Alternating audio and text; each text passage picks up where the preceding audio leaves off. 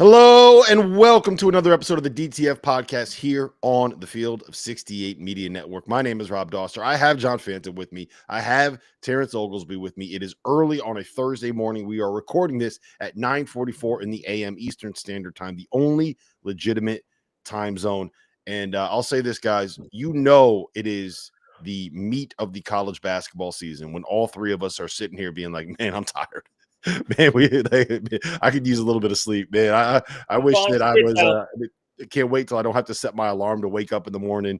T.O., it's good to see you, man. It was. It's been fun to see you on some of these bigger broadcasts on the ACC network. I think I told you this that I had you on one of the TVs when you were doing the ACC network show before. I think it was the Louisville game, and my daughter's sitting here watching it. She's like, T.O., Daddy, T.O., T.O.'s on TV. T.O.'s on TV. Daddy, it's T.O., it's T.O. I'm like, sweetheart, I know. I knew he was going to be on. That's why I put him on the TV. So good to see you there. Fanta, you are in Wayne, Pennsylvania. I didn't realize Wayne, Pennsylvania was the thing, but you're down there on the main line. Before we get started, before we really get going on this. It's right by Villanova. Right by Villanova. Great win for Villanova last night. It felt vintage at the Finneran Pavilion. It was. So we gotta. I'm gonna let you say what you got to say about that win, because I know that you get excited about the Big East stuff. But we got to start. Fanta had a viral moment, T.O. I didn't even see this until yesterday afternoon. I had my own travel troubles, but Tom Crean dumped a can of Diet Coke on you. Take us through what happened with Tom Crean and the Diet Coke. And by the way, Tom Crean, he was great on that call, man. I really enjoyed Tom Crean's kind of media career. He's pretty good at this. Okay, so first off, the craziest part about this is that there's a Tom Crean Diet Coke account, which I asked him about, and he told me, well, when I was in Indiana, because Indiana fans are crazy, they noticed that all he did was drink Diet Coke, so they made a Twitter account about it. And the Diet Coke account would tweet like every day. This account has been dormant. It was resurrected on Tuesday night. Whoever runs that account saw that this happened and decided, I am going to capitalize on my free PR opportunity. There we go. Here's what happened. We are moments into the game. I mean, we are 3 minutes in. And when I'm early in the game, as a play-by-play, I'm trying to get the plane off of the tarmac. Where is each team? The first meeting between Marquette and DePaul went to overtime, folks. It was a 2-point game.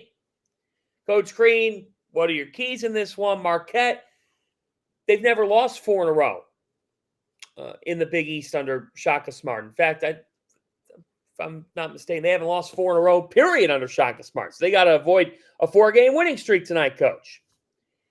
So all of a sudden, Chase Ross is going for a loose ball. Went a little extra. T.O., as you know, Shaka Smart teams, they get to the floor, they get a little extra at times, hustling for the ball. It's part of their culture. Chase Ross flies into the table, head-on collision with the monitor WWE style. The monitor bangs right into my can of full Diet Coke, which the monitor goes like this right into the Diet Coke. Yeah. The Diet Coke comes. I am sitting at a table here, and there's Diet Coke going everywhere. And my laptop is right there, and we are 3 minutes into the game. And Cam Jones drives in and lays it in. And Crean is looking at the Diet Coke that has just gone all over me. I mean, I have lost my suit. Say goodbye to Hollywood. And I'm just like, well, DePaul does have 2 conference wins. They had none last year. And, hey, here's Skogman with a delivery over to Gunn. And Crean's looking at me, and he's like holding his hands up like, are you going to deal with this? I'm like, Coach, there's a game going on. Nobody cares. So we give ourselves up. You just lost an entire Diet Coke. And I'm here. I'm going to protect you, John Fanta. I'm going to protect you. I'm going to defend you.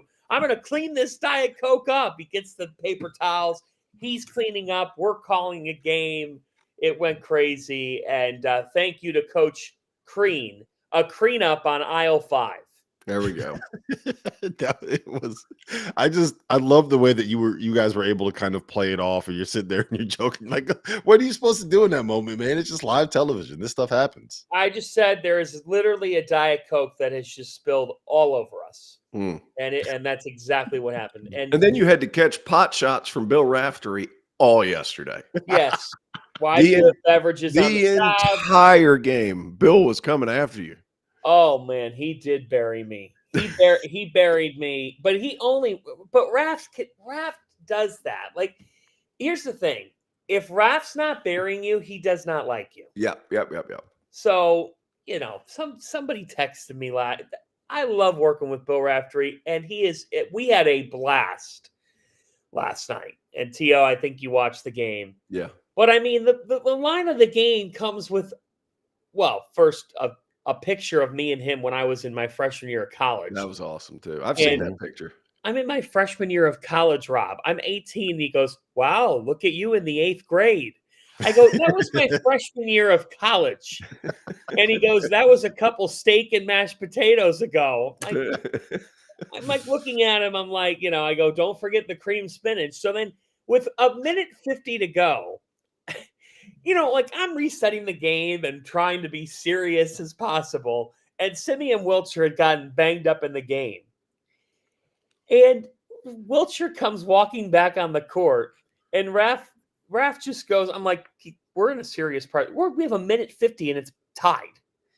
And he goes, "Wiltshire, banged up, a little roughed up, fighting through it. Kind of like you after a long night." And my wife texts me and goes, "What is he talking about?" She's like, what kind of long nights have you been having lately? I go, "Honey, none." So he is just class. Bill Raftery is 81 years old, guys. He's rolling, man. I'm 29. I'm 29. There's a 52-year difference between us, but like coming together and sitting with him, you'd never know it. And this is the last thing I'll say. I've gone way too long. T.O.'s going to take the next thing for 5 minutes. It doesn't matter. It was a dream of mine. You're good, man. I grew up watching Bill Raftery and Jay Billis and Sean McDonough in what I consider to be the best college basketball booth the sports perhaps ever known. And at 11 and 12 years old, there's a young me in front of the TV watching that and admiring it. When I get into this business calling games, it was the absolute pipe dream of pipe dreams. Like in my head, I'm like, that'll never happen. And to be able to call some games with him has been as great of a joy and as amazing of an opportunity. And I'm thankful to Fox for giving me the chance to call games with him that I could ever ask for, because as a kid who grew up watching him, you never actually think you're ever going to work with him. It is an unbelievable experience. And that man, his preparation, we get done with the shoot around. He goes, "I'm going to just go in the back here. I got to watch Wisconsin film. I got to grind on some Purdue film." He is relentless in preparing. Mm-hmm.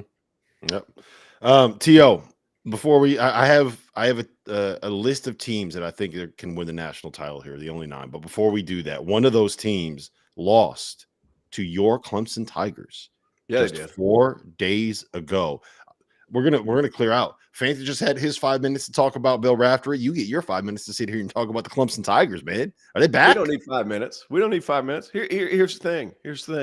Here's what irritates me too. We talked about this court storming situation with John Shire, and I actually agree with John. And I'm like, there needs to be a little bit better job of at least having a barrier between the kids storming the court and the players of the opposing team, and that, because the Filipowski thing was nonsense. But last year against Wake Forest, Filipowski's a giant softy. And I think all Duke fans would agree that was a crap thing, but it still happened. So Shire's ears are pointed up whenever the court stormings are about to happen. It's only happening against Duke recently in the ACC. In the SEC, Vanderbilt stormed the court a bunch of times, but you get what I'm saying. The ACC, it's been Duke. If somebody beats Duke, they storm the court. The other one is like, just keep them spaced. Now, to Clemson, you don't have to storm the court anymore, guys. Like, You made the Elite Eight last year. You made the Elite Eight last year. You're well on your way to the tournament this year. Could very well make the second weekend again this year. You don't have to storm the court anymore. Stop. So that's kind of where I'm at. Like, you're expected to win at home. That's how good the program is now. And then Chase Hunter's awesome. He's a first-team all-league guy. Ian Shefflin's fun to watch. The addition of Victor Locken. I thought when they signed him at Cincinnati, I thought that he was going to be a really nice addition. I didn't know he would be this good. He stepped out. He started the game against Duke. I want to say 4 for 4 from 3. Mm-hmm. And then he's 7-1 and he's blocking shots. And Chase Hunter's chase down ability, his athleticism's crazy. Like, he's 20, I want to say he's 23 or 24 years old. Like, he's an older dude. That team's really good. How they re-up and reload after some of the front court stuff, I feel like Brad will be able to find some of those guys. How you replace Chase Hunter is going to be a tough one. And he's had some shots this year where at the end of games, you're like, man, I wish he would have taken to the hole, or I wish he would have done this, done that. He's hit a lot more big shots and he's missed them. Like, that dude's really stinking good. And Clemson's fun to watch, man. They're a really good team. And that 4-5 combination, and then having Christian Reeves come off the bench, who's massive, is not a luxury that Clemson's always had. I remember a few years ago, they had a guy named Javen White who was all like 6'8.5" and kind of athletic, and his film fooled you into thinking he was a good jump shooter. He just wasn't a good player. Like, now, at least you have somebody coming off the bench that's 7'1", 7'2", and is just massive. So they just have luxuries they haven't been able to afford in recent years. Yep. And they are, as you would expect from a Clemson program, as tough as anybody in college basketball. Ian Shefflin's tough as hell. Jaden Zachary is tough as hell. Victor Locken is always locked in. See what I did there, T.O.? Feel free to steal that next time we got a Clemson game. All right. All right. So I've been teasing this for like the first 15 minutes of this podcast, and I feel like it's probably time for me to give it to you. So I went through, I grinded some numbers. I did this a few years ago, back when I was still at NBC. So the list has expanded a little bit, but there's only been one addition to the teams that are kind of outliers here. So since 1997, which is the start of the KenPom database, which is 28 years ago, there have been 27 national champions. Only one of those 27 national champions entered Selection Sunday, or entered the NCAA tournament, I should say, ranked outside of the top 21 in adjusted offensive efficiency. Can you guys guess who that team was? Probably UConn with that Kimba team. Yeah, Connecticut. No, it was the Shabazz Napier team. Yes. Yeah. Shabazz Napier team. They were 57th. There have only been 3 teams that entered the NCAA tournament ranked out of the top 31 in adjusted defensive efficiency. Can you guys guess those 3? The first one would probably surprise you if I told you who it was.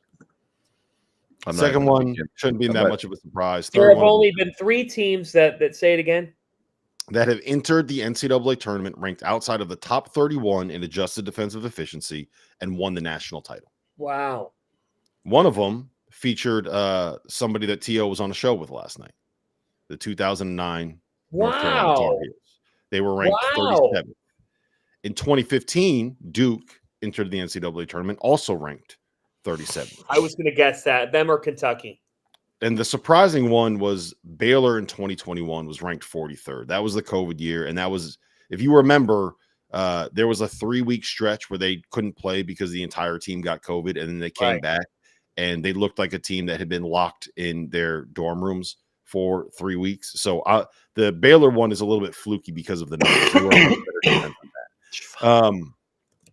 There are 8 teams in college basketball this season that qualify for top 21 in offensive efficiency and top 20 and top 31 in defensive efficiency.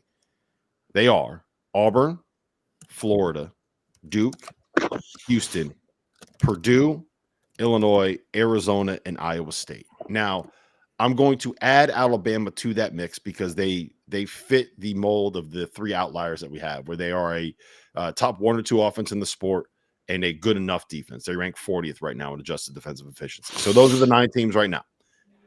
The only 9 teams that can win a national title, T.O. Auburn, Florida, Duke, Houston, Purdue, Illinois, Arizona, Iowa State, and Alabama. That means no Tennessee, no St. John's, no UConn, no Kentucky, no Louisville, No Michigan, UConn. no What? State, no What? Kansas, no Texas A&M, no Texas Tech, no Maryland. Do you agree with that list? You're telling me UConn can't win the national championship? You're telling me Dan Hurley can't win the national championship? Is that what you're saying? According to Ken Palm's database, they would be an all-time outlier if they Not won the Alabama. championship this year. So Alabama He's is the counting one. Alabama. Yeah, I'm going to count Alabama because they fit in. They're basically the same profile as 2009 UNC, 2015 Okay. Duke, and 2021 Baylor. Okay. So I'm adding Alabama to the mix because I think it's ridiculous to put together a list and say that Alabama team can't win a national title. So, do you agree, Fanta? We'll go to you first, and then T.O. Do you agree with that list? What Is there team? I'm having a anyone? hard Is there time. anyone in that 9 that I mentioned that you think should not be listed in that 9? I like Illinois. I don't think they're winning a national championship. No, they're not. They're not. Give the 9 one more time, Rob. Yeah.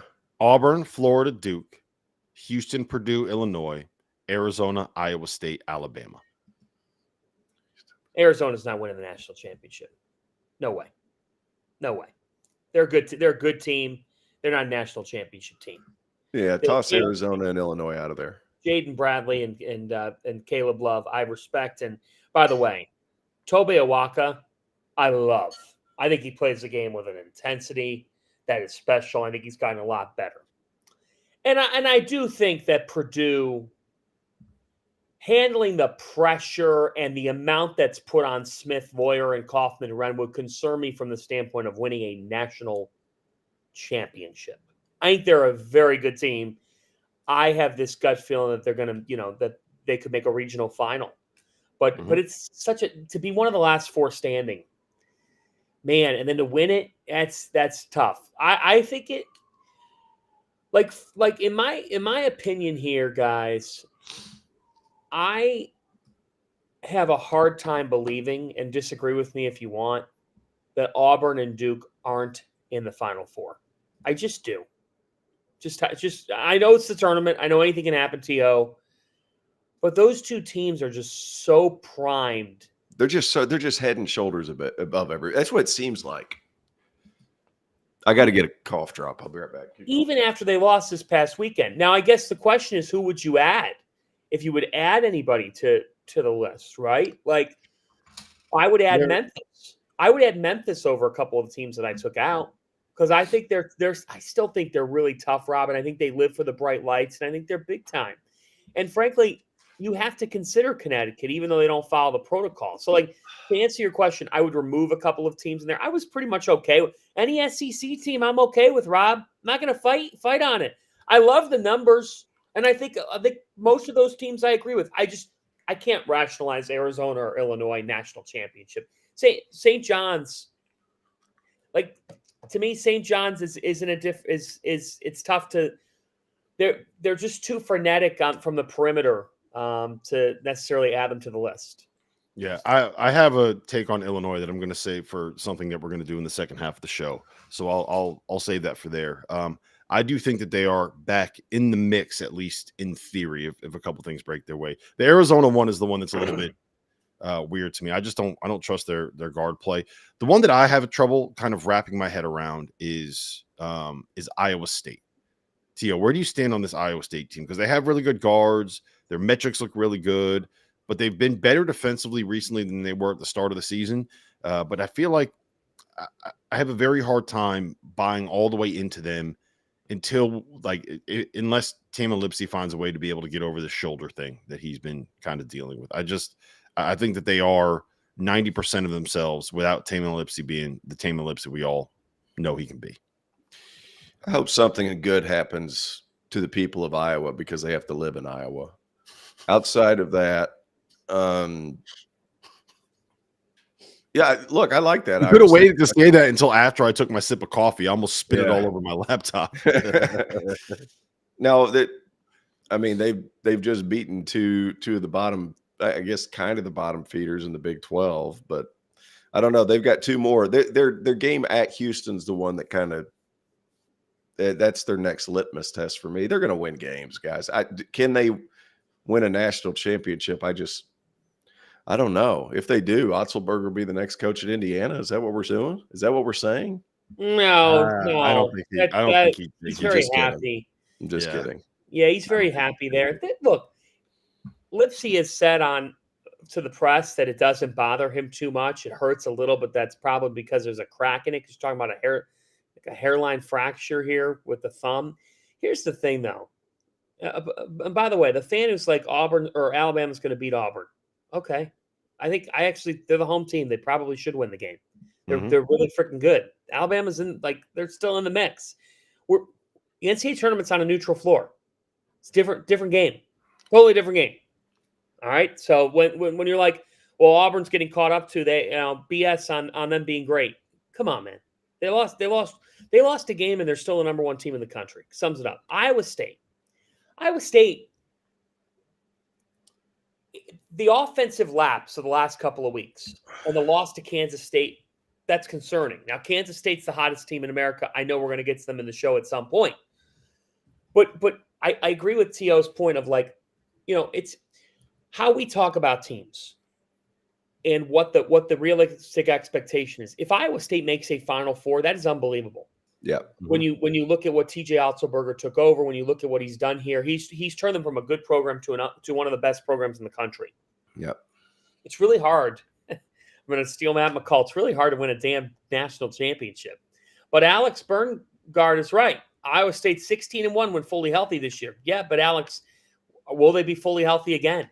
Is the question. That goes back to March and the timing of it. But what they do have is this. Last point.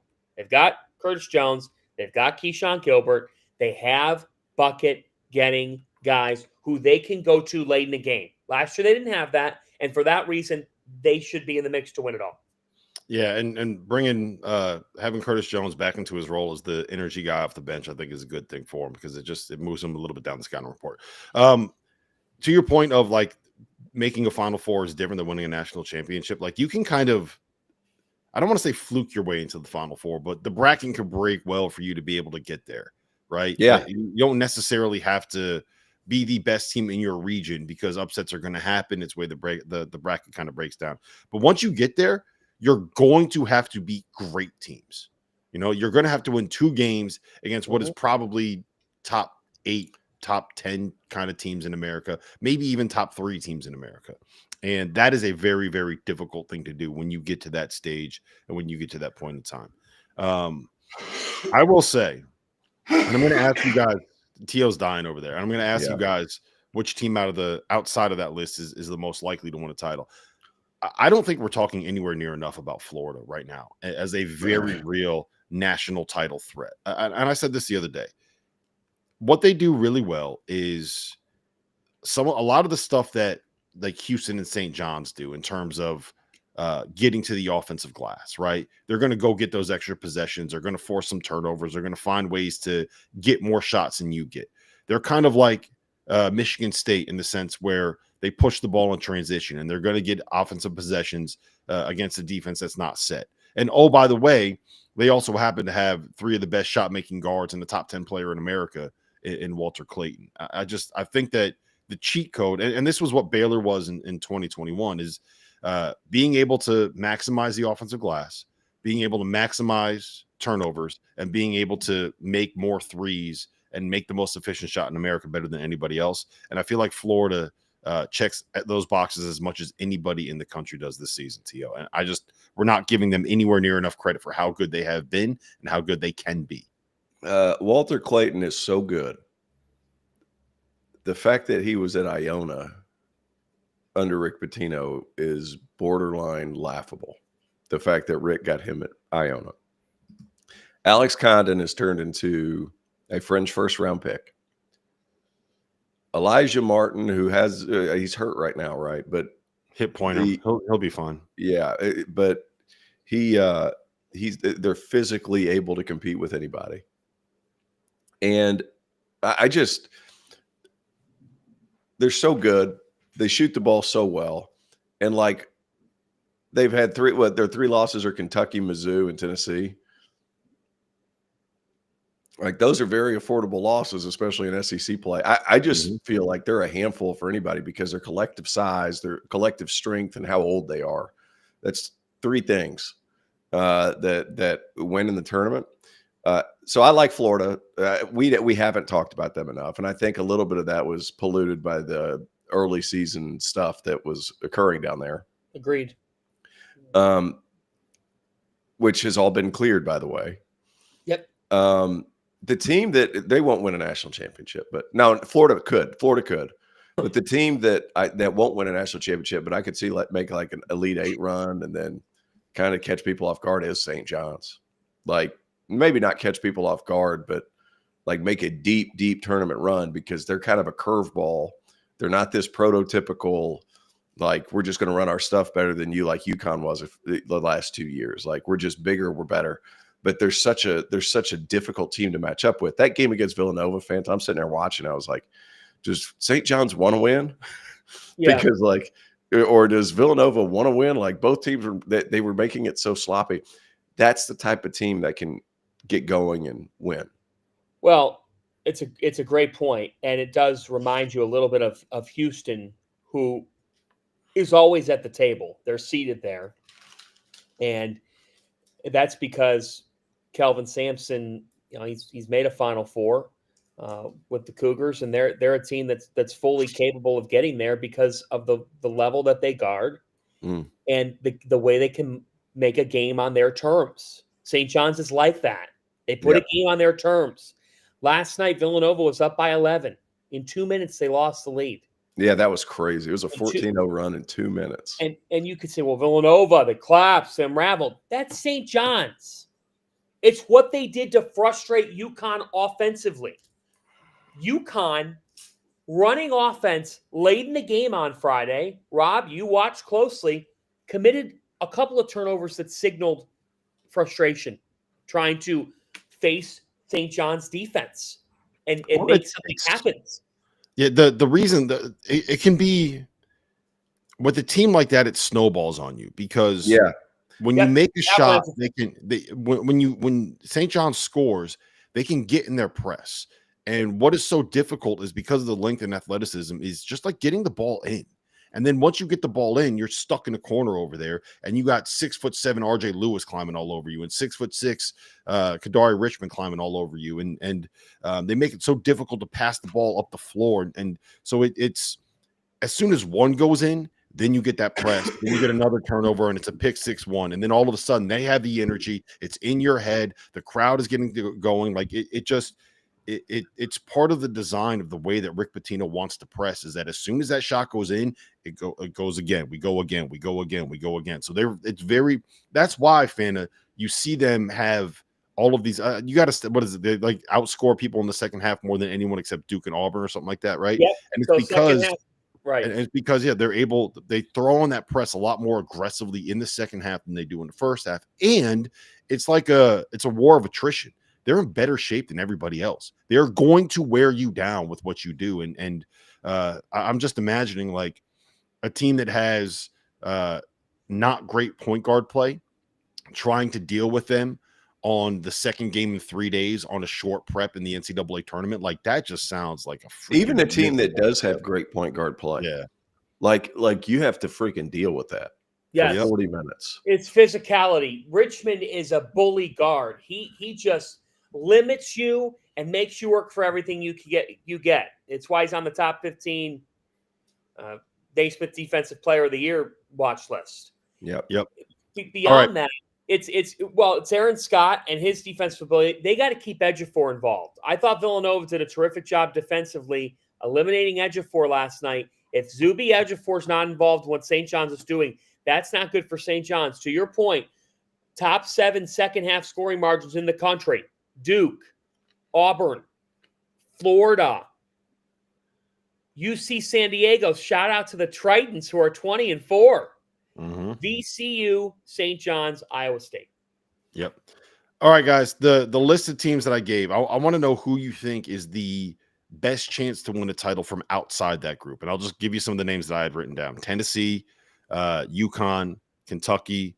Louisville's like right on the brink. They're top 20 and top 30, 33. Michigan is right there. Michigan State is close. Kansas, Texas Tech, Maryland, St. John's, Texas A&M. Like who Finn, I want your pick. Tio, I want your pick, and I'll give you a pick as well. Out of that group that I just mentioned that isn't in the top 9, who is your favorite to kind of blow all of this up? Michigan, because they can play with the 2 bigs. That's where I'm at too. Tell me why, Terrence. That's where I'm at. I did Danny Wolf, man. If you don't love Danny Wolf, you don't love basketball. That guy, him, Vlad Golden, they're big around the perimeter. They've got, spurtable scorers that aren't consistently great, but can have great games. And you just need 4 great games to get to a Final Four, and then all hell breaks loose. So I think Michigan's there. I've kind of been steady on that track pretty much all season after watching them through the first month. Like, I think they're Final Four good. Yeah. The one team that I think we need to at least just address is Tennessee is probably the best team out of that other group. Now, the question is, do they have enough offensive firepower? And they're really good at scheming ways to get Chaz Lanier shots. Zakai Ziegler is one of the best point guards in America. And if Igor Milicic, to me, the key is Milicic. Just finding a way to get him to be consistent, because he can knock down threes. He can play off the bounce. He can go dunk on your head. He's 6'10" with long arms. He's more athletic than you think. It's just if he plays 30 minutes, there will be 25 minutes of a game where he's anonymous and 5 minutes where you're like, how is this dude not a lottery pick? And that's kind of where I'm at with Tennessee. I don't know if I trust them enough offensively, but man, when they decide that they're going to get a stop, T.O., they get a stop. That's what they do. Yeah, they're just tougher than everybody. Second weekend, their continuous decision making in these losses at the end of games is like troubling. Like, who gets the shot, when the person gets the shot. That's I'm not going to point him out specifically, but sometimes you got to get Chaz Lanier, a guy. You got to find him a way. He struggled at times this year. He's battled through some things. Milicic is a good player, man. I didn't realize he was that good. We couldn't get going at Virginia, couldn't get off the bench for some reason. That's about it. Like, it's Tennessee's tough. Do I think they can win a national championship? Could. I don't think they will. Yeah, that's kind of where I'm at with it all. Listen, when we get back, I have 5 teams that are back. Maybe, yes, no. We're going to find out. I'm going to talk to these 2 guys about that. If you haven't heard by now, we have partnered with BetMGM for the season. We'll be using BetMGM lines to make all of our picks, and we'll have special offers for the listeners and the viewers. Download the BetMGM app and sign up using the bonus code FIELD. Deposit at least $10 and place your first wager on any game, and you'll receive up to $1,500 in bonus bets. Go download the BetMGM app and use the code. All right, guys, 5 teams. We're going to go quick on these. You have no more than 90 seconds to answer and make your point for each one of these 5 teams that we're going to roll through. And what a tweet by Ricky Pitino. Oh, yeah, that was hilarious, right? What a tweet. This guy woke up this morning on a lovely Thursday and chose violence. He couldn't let shit just go. Not Rick Pitino, not Ricky P. The morning after a loss, too. So the morning after a loss, taking the moral high ground. Rick Pitino. Should we read it aloud? Should we read it? Let's read it. Johnny's fans forget. Johnny's fans forget refereeing mistakes. I've seen them for 50 years. Tough game to officiate. We lost because of our defense and Villanova's excellent play. Excuses are a sign of weakness. All the credit goes to them. Coaches make mistakes, players make mistakes, and refs make mistakes. And Coach Pitino is doing this the morning after another incident in the Big East, and an ejection in particular last night, and we won't go further than that. We won't. My favorite thing is that we're sitting here talking about Big East officials and confrontations with referees, and Dan Hurley is just off there sitting there watching from the background being like, see, I'm not the only one, guys. Sling Blade saying he's not the only one. All right. So hold on. Let's get into blatant. That's blatant. Yes. Rick just doesn't give a. When you're I'm not 72, saying Rick was the loudest person at the Big East meetings. when you're 72 and you've won 875 games, you do not care what people think about what you have to say. And this just further confirms the Big East tournament will be just ridiculous. Just fireworks. Absolutely electric. All right. Kentucky.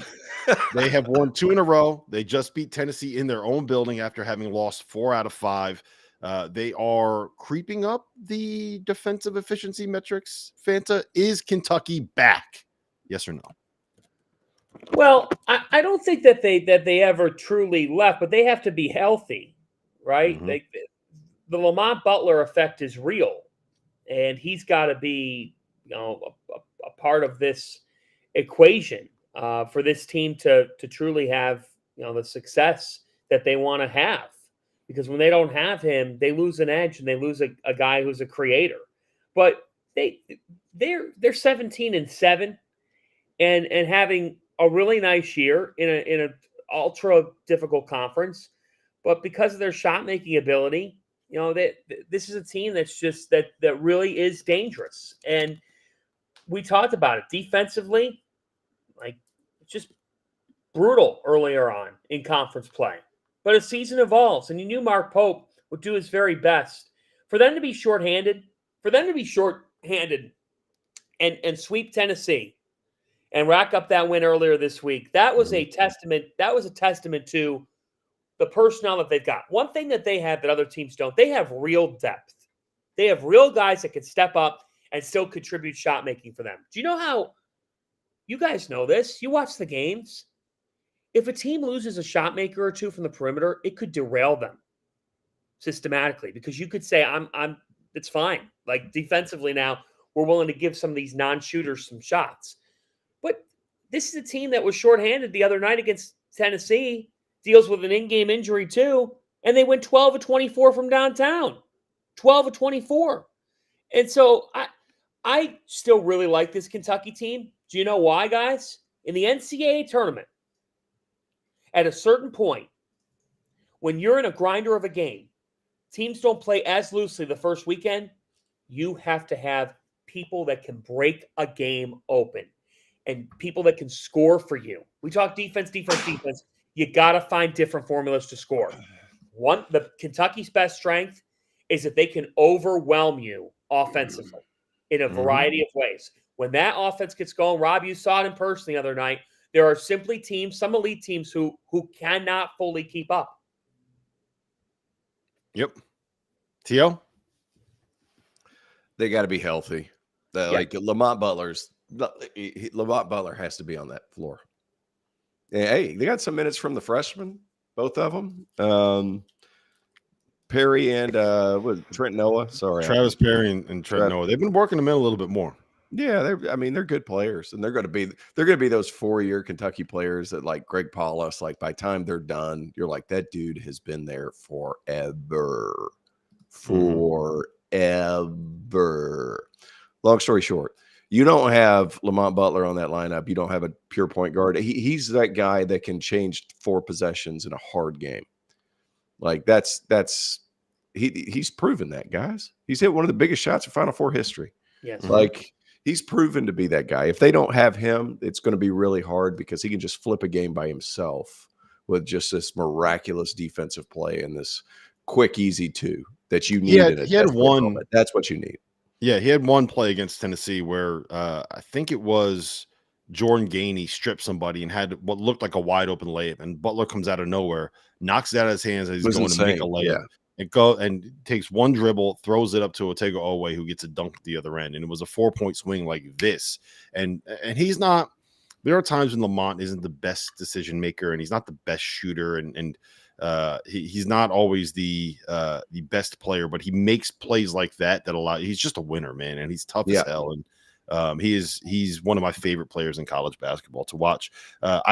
I think the key, you can't call Kentucky back until we know the status of Jackson Robinson's wrist. I expect him back sooner rather than later. And Lamont Butler, and he's just going to be how much pain can he tolerate playing through the rest of the season? Illinois, no Kirk Kriisa. I think we'll see. Maybe you got to cross your fingers. And Jackson and Robinson anytime soon, Pope said. I think that's like again. From what I've been told is another like pain tolerance kind of an issue. But the problem is when you're a shooter and you got a wrist thing going on, that can make it a little bit difficult to try to get out there and play. Illinois, after having a month from hell where they dealt with injuries, they dealt with illnesses, they dealt with viruses, they lost 5 out of 8. They go to Minnesota and have their lowest 3-point rate of the entire season and win by 21 points, and then come home against UCLA. The rotation kind of, I don't know if it was a conscious decision by Brad Underwood, if it was something where he said Dre Gibbs Longhorn and Trey White, who are really not our shooters, we're going to let you sit while you kind of get over whatever this illness is that you're dealing with. But the bottom line is he put a bunch of shooters on the floor. They took a bunch of threes against UCLA, and they should have won that game by 15, 18 points if UCLA did not catch absolute fire down the stretch. T.O., I think Illinois is back. I'm back on the bandwagon of Illinois being a Final Four team. Am I right? Am I wrong? Am I crazy? Tell me what you got.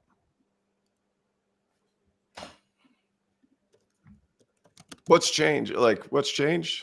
They lost to Rutgers, and what's changed? I think that they have. It's going to depend on what happens with Gibbs Longhorn and Trey Wright, but I think that switching up their rotation and going more heavy with just having the shooters on the floor and not having the non-shooters is something that's different. And I think you're seeing more minutes for Morris Johnson, which means you have another presence in the paint to be able to get offensive rebounds, clean things up. And here's the biggest thing: I think they're just healthier. Right. I think they just kind of whatever you got right now, I think is what this team was dealing with. And it kind of ran through everybody. And now they're healthy. And it looks like KJ looks like the guy that he was earlier in the season. And Tommy Isevich looks like the guy that he was earlier this season. So I don't know. How did you pronounce that? Tommy Ivisic. Yeah. Tomislav. They call him Tommy. I call him Tommy. Ivisic. I think they're good. I think they'll win a game or two in the tournament, and that'll be it. I don't know what to tell you. I don't like talking about Illinois like they are what they are. Come on, man. We've just talked about Illinois a million times. All we're trying to do is make Trevor Valise happy. Oh, come on, man. Come on, man. Don't care. I don't care right now. I'm sorry, guys. I just don't care. Like they are what they are. Like there's nothing different. They're a good team. They're fine. A good team. They won back-to-back games, beat UCLA, scored 83 points on a UCLA defense is typically stifling. It can continue and put you in an uncomfortable position offensively. They scored 83. And they actually didn't have Trey White in that game because he missed it with an illness. Good win over Minnesota before that. Great job, guys. Kasparis, Shakachonis, Ivisic can hit threes as well. He hit 4 of them. Look.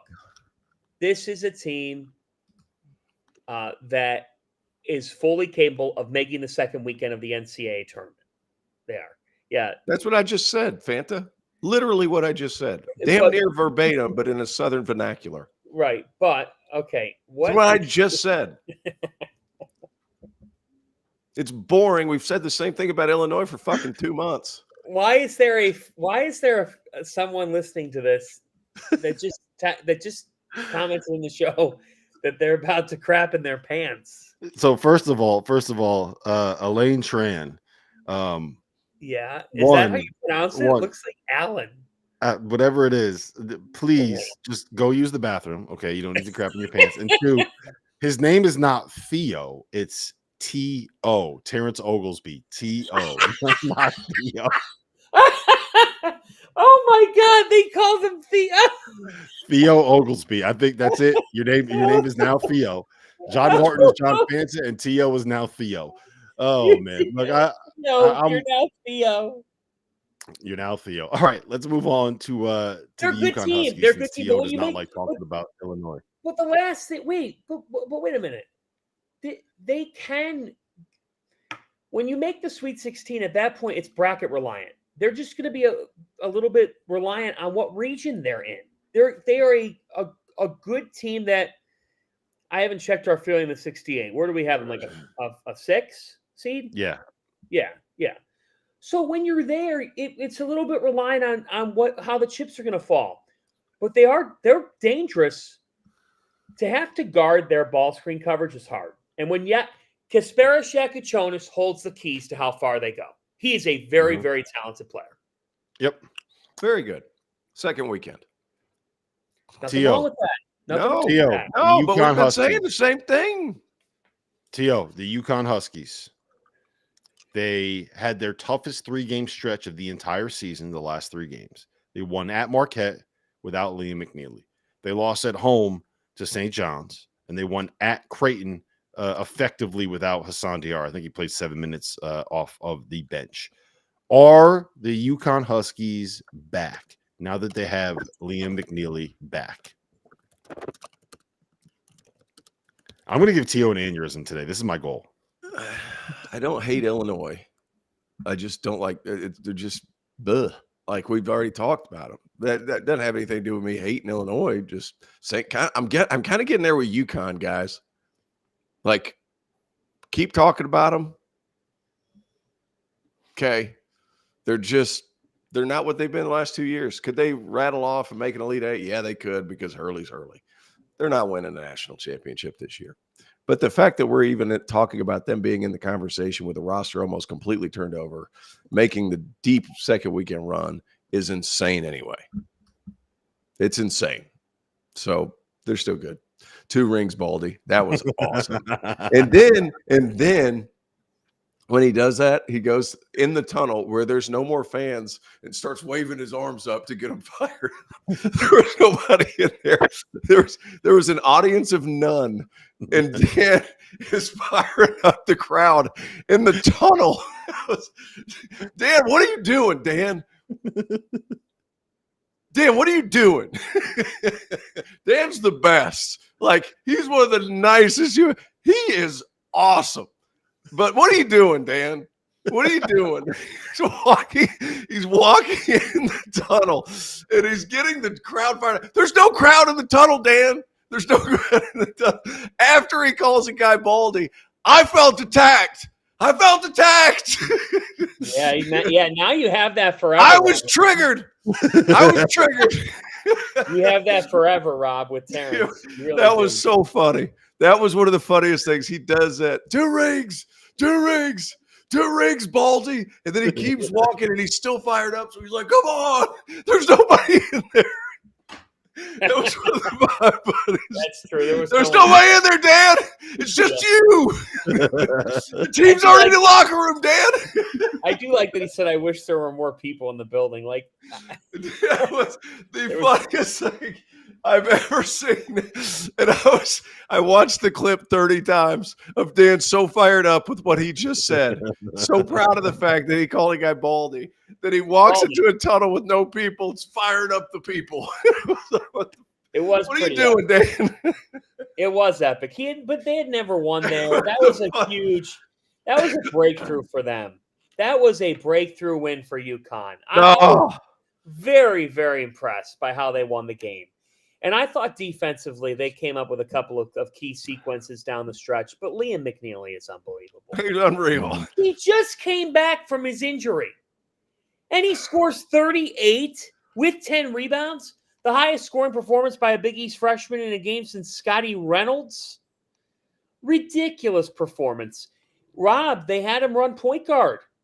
How about that one? It makes like they gotta sit the Haas for a little while, like see if you can get that knee going. I know it's more of he's just going to kind of be a pain tolerance thing. I don't think it's something that rest will make better. He probably has to get something fixed at the end of the season, but they need to kind of get him out because he's not himself. When he was one of the best point guards in the Big East at the start of the season, but he's moving like he looks like me out there with how he's moving. Like he's limping. He doesn't have the burst. He doesn't have the explosiveness. He's trying to gut it out, but I think Liam can operate the point, and it works against Creighton because Creighton's not going to try to force turnovers. I don't know how well it will work against Seton Hall because Seton Hall will try to force turnovers. Seton Hall just doesn't do any of that stuff very successfully at this point. So I think with McNeely back and UConn being better defensively, they've definitely looked improved since the Xavier loss in these last 4 games. I think that there is a conversation to be had. but their ceiling is somewhat limited, especially if Alex Caravan is going to be broke. You know what? T.R., you're a shooter. I want to ask you this. So with Caravan, to me, it's very clear that in the moments where he's forced to think about stuff is when he kind of struggles. He's missing some free throws. He's missing catch and shoot threes. But you get him going to the rim, offensive rebounds, curling to the basket. Like he was 5 for 7 on floaters against Creighton. It's clear that he's still the player. It's just it's all in here. How do you fix that? How do you solve that problem? You don't give him a choice to be like, if you don't shoot it, you're getting taken out. Like, just shoot it quickly. The hardest shots for me were always the ones that were wide open where you had time. Like, some guys could do it. Other guys, like, I could do it, but it's still like you expect to make it so much that you just can't will it in there. I think just kind of generating a feel and keep getting some of those easier looks, get some of those floaters and let the game kind of come to you. Other than that, man, just rely on your work. I've always been that way. I do think, I don't think Caravan is NBA material. Who's Johnny said that. I was always a bit more skeptical on his NBA potential than others because I don't think he's a good athlete. He's not. He's long. He's longer than he is. But I just don't think he's like the NBA is.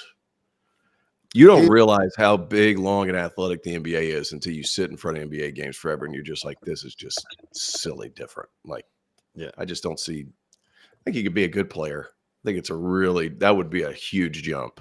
He's a guy, like, he needs to be a piece though. Like the part of the reason he's in his own head is because they tried to make him be like the go-to guy when McNeely was out, and he just as soon as he was the top name on the scouting report, like everything kind of went downhill. So he needs to be your third or fourth option, stand in the corner, make threes, and be switchable. And then I think that there's a potential for him to do that in the NBA. But I think part of the reason he's in his head is because he's watching himself. He feels like he's torching his NBA career by coming back to school. So I do sympathize with that a little bit. Arkansas has firmly put themselves back into NCAA tournament contention. The win over Michigan that they have early this season is something that is still kind of holding up their resume, but they have now won 4 of their last 6, 3 of their last 4, and their one loss was a 4-point loss at home to a juggernaut in Alabama. You get Texas A&M on the road and Auburn on the road the next 2 games. Then you get Missouri at home. I think we're going to find out everything we need to find out about this team. You win one of these next 2, Fanta, and we can officially call Arkansas back. But yes, I don't know about it. You gotta find a way to win one of the next 2. It's gonna be tough. Now, A&M is a very good team. We have not talked about Texas A&M on this podcast. They're so tough. So they're ranked 8th in the country. It's going to be a very hard game for Arkansas because, to me, Terrence, Arkansas, like when they went to Kentucky and won, offensively oriented game. A&M could be a bad matchup for Arkansas because of how they guard and muck it up and just they play football, man. They do, man. They're freaking tough. Buzz is bring your helmet. Buzz is doing a tremendous job down there. And it fits A&M. It fits Texas, the state of Texas, with how you're supposed to play. They are what Baylor was supposed to be this year, honestly. Mm-hmm. And so this is going to be tough for Arkansas. If they win one of the next 2, 100%. 100%, you're back. You are on the right side of the bubble even, because one of those wins would be massive. But the Aggies are scary. Alan's right in our listener group. And I think it's very critical now for the Razorbacks. If they're going to win this game, they can't go 4 of 12 from 3 like they did against LSU. But Big Z, Zvonimir Ivisic, the Ivisic brothers are playing high level right now. Yep. Big Z has figured something out. And I think the biggest thing for Arkansas is Nelly Davis. Like John L. Davis was a shell of himself, but it's true. Boogie Flan's injury was actually a blessing in disguise for their season. And it's nothing against Boogie. I think he's a talented player. It's just Boogie. You got too much. There's too many cooks in the kitchen in that backcourt. It's allowed them to define roles. It's allowed Davis to figure out what he needs to do to win. DJ Wagner had 7 assists the other night. I do think that's one thing, Rob. Like we talked all last year about DJ Wagner and whether he was going to make a leap or whatnot. He's made a leap. He's playing good basketball. They've got to. You have to match A&M's intensity out of the gates. If you fall behind by 10, you're losing the game. The game is over. A&M's tough, dude. Too. Yeah, you better box out because those dudes' offensive rebound, like they're insane. Like they're just like missiles heading into the offensive glass. I'll tell you how tough A&M is. And this is just, I've never seen this at a shoot around. They played good on good, full scrimmage at shoot around. The referees, officiating. Have you ever seen that? Never. Never. I've never seen this. They're about to play South Carolina conference game that they need to win. They're playing 5-on-5, first 5 against second 5. Full go, referee involved, going at it. Attacking the offensive glass, like moving the basketball quick. Like these dudes are competing. It's 9 a.m. They got a game that night at 8:30. That's amazing. It was. They had officials there? They didn't have an official. They had an assistant coach officiating, but still, like, that's crazy. Amazing. Like getting like 5-on-5 going. Great story, Terrence. See, that's a gem you can only get on this podcast. That's right. Yeah, that's right. But they were freaking going at it. Buzz Williams, man, they were attacking the offensive glass like that. I'll tell you at what. 9 a.m. If you want to know why Buzz can wear out his welcome in a place with some of the players and some of the pieces on the roster, it's things like that he'll have you going, and then after a couple of years, it's like, all right, well, I don't want to have a full-on 5-on-5 scrimmage 6 hours before I have to go play an actual basketball game. All right, man, he's not winning. He's winning at Virginia Tech and A&M. Mm-hmm. Oh, no, he's a great coach. He is a great coach, and there's a while that stuff kind of has a shelf life, I guess. I'm not sure I agree with that, man. If you want to do winning shit, sometimes you got to do hard shit. Oh, I agree. Winning doesn't just come. I agree, but that can wear on players. I hear you. All right. Last thing I want to get to, Kansas State. Yes, that's first of all, it's backwards on the screen. So he wrote IU. It's not UI. It's IU. He's talking about Indiana. There's buzz to buzz. There is a little bit of buzz for Buzz to go to Indiana, I guess is the way to say it. Last thing, Tio, what the hell's going on with Kansas State, man? Like how does a team go 7-11 all of a sudden win 6 in a row, and 3 of the 6 wins have been against top 10 teams? What the hell is happening in Manhattan? How did this turn around? Hey, hold on. With Jerome Tang, anything is possible. That's all I'm going to say about that. Wait, hold on.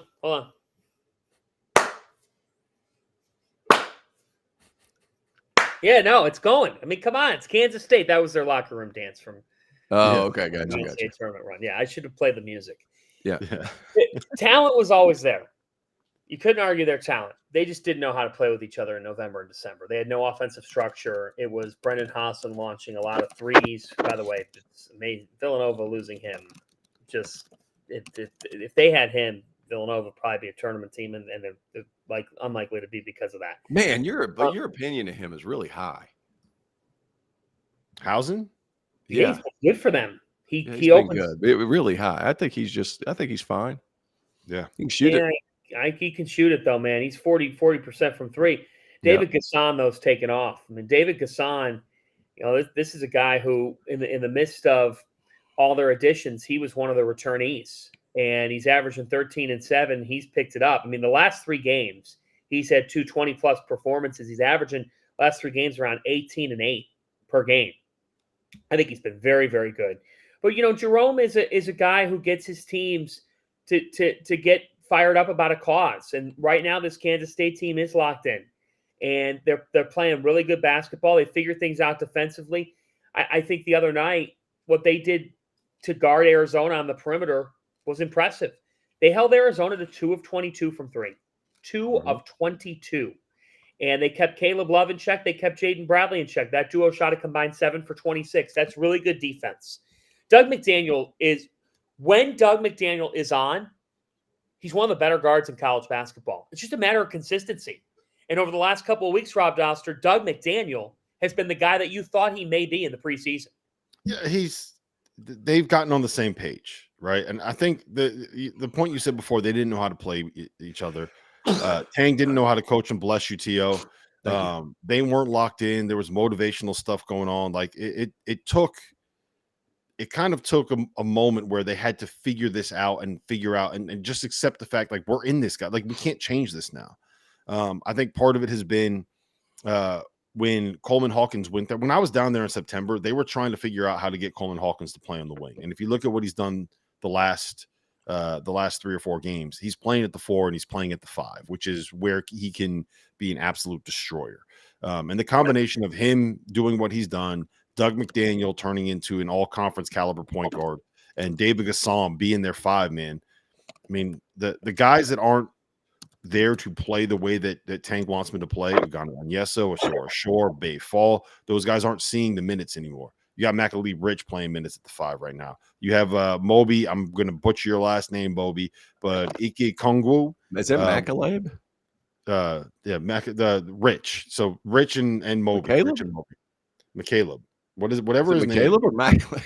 I have no idea what that. I'm not even going to try to pronounce it. But they got guys that are coming in and playing roles and accepting their roles. That is. I don't think. Are they trying to make the tournament? I don't think that's possible. Kansas State, I absolutely do. They're like, this reminds me a lot of what Texas A&M was in 2022, where like they went on a midseason just bender, and not in a good way. 1, 2, 3, 4, 5, 6, 7, 8. They lost 9 of 10. Yeah, they lost 9 of 10, and then I just don't think there's really a way to salvage losing that many games in a row. Surely to God, they will not let somebody. So analytics be damned. All that stuff be damned. You can't let a team in that has lost that many games. I'm bringing up their schedule right now. They went in a period of the season 1, 2, 3, 4, 5, 6, 7, 8. They lost 9 out of 10 games. Why? Does the season not matter? What is this, the college football playoff? It does matter. The college football playoff? Just put Alabama in. Like, it's just like it has to wait. They have 4 quadrant 1 wins.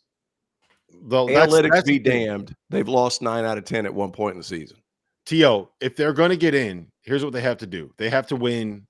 They have 8 games left in their regular season. Sorry, 7 games left in their regular season. They have to win minimum 5 of them. If they win 5, which includes at BYU, at Utah, Arizona State at home, at UCF, Colorado at home, at Cincinnati, Iowa State. If they win 5 of those, they are going to add 3 more quad 1 wins to their resume. Then they are going to be 18-13 on the season, and they're going to end up being 12-8. Who are the quad 1s then? Who are the quad 1s in that group? Iowa State, Kansas, Arizona are all high-level quad. The win at Iowa State is one of the best wins that anyone's going to have this season. At BYU is a quad 1 win. At Central Florida is a quad 1 win. At Cincinnati is a quad 1 win. Iowa State's a quad 1 win. Utah is going to be borderline quad. At Arizona State was a quad 1 win. But no, T.O.'s also not wrong. They have losses to LSU at home, which is going to be quad 3. Liberty on a neutral, which is quad 2. At Wichita State is quad 3. At TCU, so like they have a lot of work left to do. But if you go 5-2 down the stretch, you get to 18-13 overall, and then you win a game. Like, they have a lot of work left to do, but they are very much like in the mix right now to be able to make some noise. Here's my opinion. They cannot lose Utah, cannot lose to Arizona State, cannot lose to UCF, cannot lose to Colorado, cannot lose to Cincinnati. You're 100%. Yeah, 100%. Well, I think I'm with you on all of that. Can't lose. They have to go 5-2 down the stretch. And if they I just think the season matters, guys. Like, you can't have an precedent matters. For the record, I agree with you. I'm not saying they're in. I'm saying that they have put themselves in a position where if you win 6 more games this season, you have they have a very strong argument to be in the playing game. Which is like, if they win 6 or 7 more games, they have a strong argument to be in the playing game. And they got to go 7-3 against the schedule that has at BYU with 22,000 screaming Mormons, at Utah playing at elevation, Iowa State at home with Iowa State potentially having a chance to win the Big 12 regular season title, at Cincinnati, who will be playing for their tournament life, at UCF, where Texas A&M, your favorite team in the country, like, it's going to be a lot of work. It's not going to be easy to do, but they've put themselves with this run the last 2 weeks in a spot to have a chance. And that's kind of all I was saying. Anyway, listen, guys, I've kept you here an hour.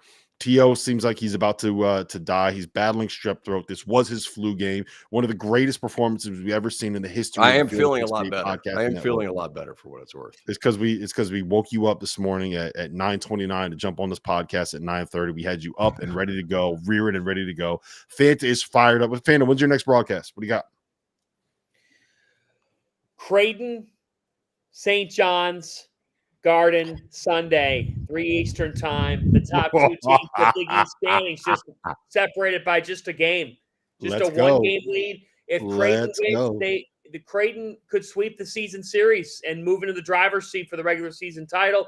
If St. John's wins, their lead goes back to 2. Yes, sir. T.O., what do you got coming up? What's next?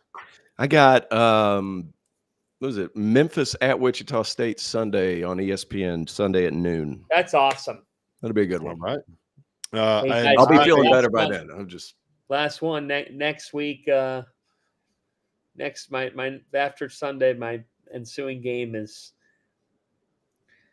Providence at Georgetown. So, and if you don't know, remember this, Rob. Providence is 24-0 when I call the games. Oh boy! Could the person who started the streak ends the streak next week? We'll see if Brett Hampton's on the call for that one. Listen, guys, it's been a pleasure. It's always great to see you. And we will be back. My next thing is going to be Saturday night, Field of 68 after dark. No one asked. Thanks for asking. Oh, I'm with you that night. I really do appreciate you. Being locked in about my feelings about how I feel about not getting invited to any of the fun games you guys get to go to. So, Fanta, enjoy the Garden. T.O., enjoy the Coke Arena. It's always Wichita State gets nuts. Yeah, it does. We will see you guys again on this podcast. I don't know.